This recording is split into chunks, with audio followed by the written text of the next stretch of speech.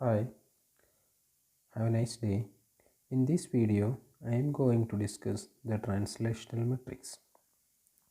We have when a light ray traveling through any medium, two processes are taking place, or we are addressing two processes in the terms of matrix method or in the terms of matrices. That means one is translation and other is the refraction.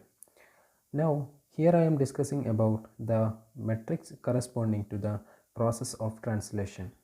For this, let us consider a light ray is moving through a medium, and this light ray is passing from A to B, and these A and B are 2 points in some medium having the refractive index value mu, and the this is the z axis. I am choosing this as the z direction, and this z direction is the optical axis of the system. Optical axis, z axis is the optical axis of the system. It is simply a consideration, and I am considering that this is the optical axis of this system, and this direction is I am choosing as x direction, some arbitrary direction. So here a light ray is passing through this medium of refractive index mu from A to B. Then as we all know, the coordinates of this A and B are to be specified. First of all, we have the quantities that representing the coordinates of points in the light ray, or when a light ray passing through any medium, the quantities that are representing the coordinates of any point in that light ray is one is the vertical distance from optical axis, vertical distance, and the other is optical direction cosine or angle made by the light ray to the optical axis. So for point A, I have two coordinates. One is the vertical distance, that is x1, and the angle made by this point A from angle made by the light ray at point A with respect to the optical axis is alpha 1. But here, instead of this alpha 1, I am choosing this angle theta, where theta is nothing but the angle made by this light ray with the x direction.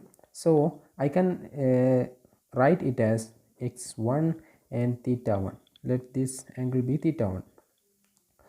Because if this light ray changes the direction of the propagation to any other directions corresponding to this alpha 1, this theta 1 also will be changing. For the convenience of choosing this theta 1 is nothing but that it is the angle made by this light ray with the x-axis. So we can represent, or we can simply change this theta 1 with the optical direction cosine lambda 1, where lambda is the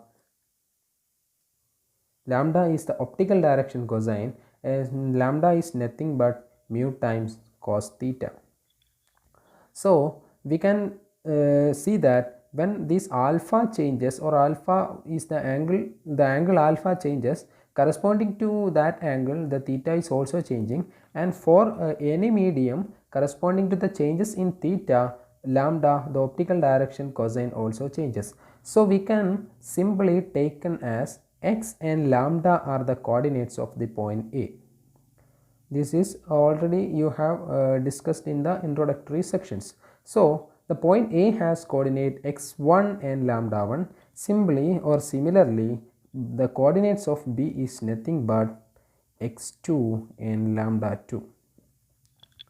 Now when a ray traveling from a point A to a point B through any medium, if this ray is undergoing a translational process only and there is no refraction processes, then the angle made by this ray with respect to the optical axis will be a constant. So throughout these points, or throughout the points in this light ray, the angle alpha 1 will be similar. So we can see that this alpha 1 and alpha 2, which are two angles made by the light ray with respect to the optical axis, will be similar. So the first consideration from the translational matrix is alpha 1 is equal to alpha 2. Since alpha 1 is equal to alpha 2, we can imply that theta 1 will be equal to theta 2, and so we can write it as lambda 1 will be equal to lambda 2. Lambda 1 and lambda 2 are equal. Now, when a light ray passes through any medium having any value of refractive index, and the light ray is propagating, or light ray undergoes the process of translation only, then the only quantity that is varying is nothing but the vertical distance from the optic axis. It is the one and only quantity that makes the change, that's changing, but the the angles will be similar. So here x1 and x2, the quantity that in the vertical direction is x. So from the coordinates of the point, the quantities of x will be the changing one. So from the figure here, we can write it as x1 is the vertical distance of point A and x2 is the vertical distance of point B. This is x2. This is the distance x2. So from the matrix representation, where objective is nothing but representing the coordinates of point B with respect to the point A by using some operational matrix, and that matrix is called the translational matrix. That means here I can write it as the coordinates of point B, that means x2 and lambda 2. I am writing is as lambda 2 and x2. I can obtain these two coordinates by operating some arbitrary matrix on the initial coordinates lambda 1 and x1, which are the coordinates of point A.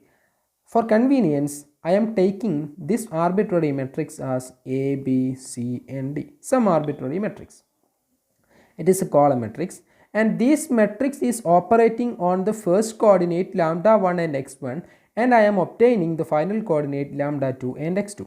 So from this matrix representation, I can write this equation, matrix equation, as lambda 2 and x2 is A lambda 1 plus B x1 and C lambda 1 plus D x1. It is another matrix. Now from this matrix equation, I can write it as lambda 2 is equal to A lambda 1 plus B x1. Similarly, x2 is equal to C lambda 1 plus D x1. I am denoting this as equation number 1. So this is nothing but the two matrices are equal. Then if two matrices are equal, the corresponding elements will be also equal. So lambda 2 is equal to A lambda 1 plus B x1, and x2 will be equal to C lambda 1 plus D x1. Now we are observing this figure. From the figure, I can write it as this x2 is the one of the coordinate I have to obtain by operating this arbitrary matrix. So from the figure, I can write it as this x2 is nothing but this x1 plus some quantity. I am denoting this point of intersection of this line with the vertical line as some I can write it as some C. Then from this figure, I can write it as x2 is equal to x1 plus CB. x2 is equal to x1 plus CB. And now let us consider the triangle ABC. Triangle ABC. From triangle ABC, I can write it as, I have this angle alpha. So tan alpha 1 is equal to, opposite side is BC or CB divided by adjacent side is AC, or implies AC into tan alpha 1 is equal to CB.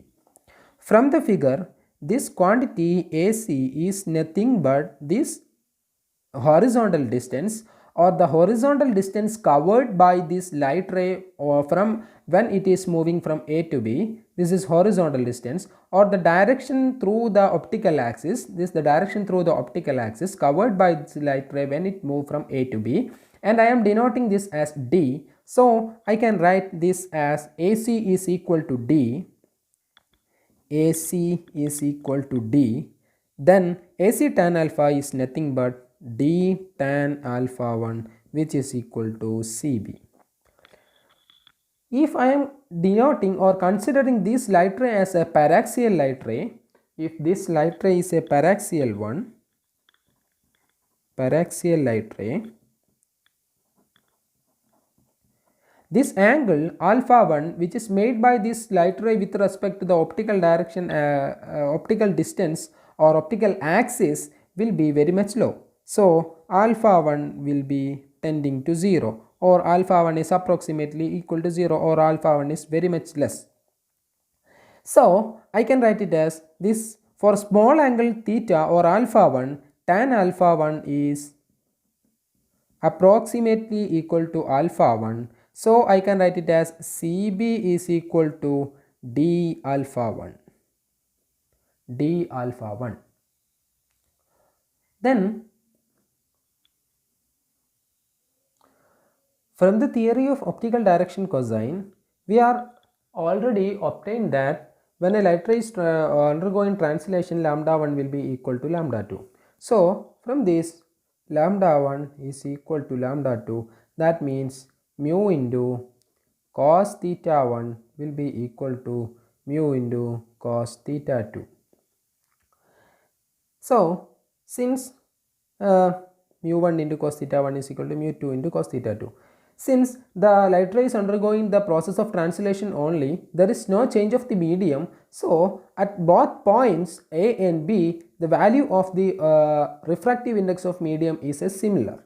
So then mu cos theta 1 will be equal to mu cos theta 2. We can write it as mu cos theta 1 is equal to mu cos theta 2.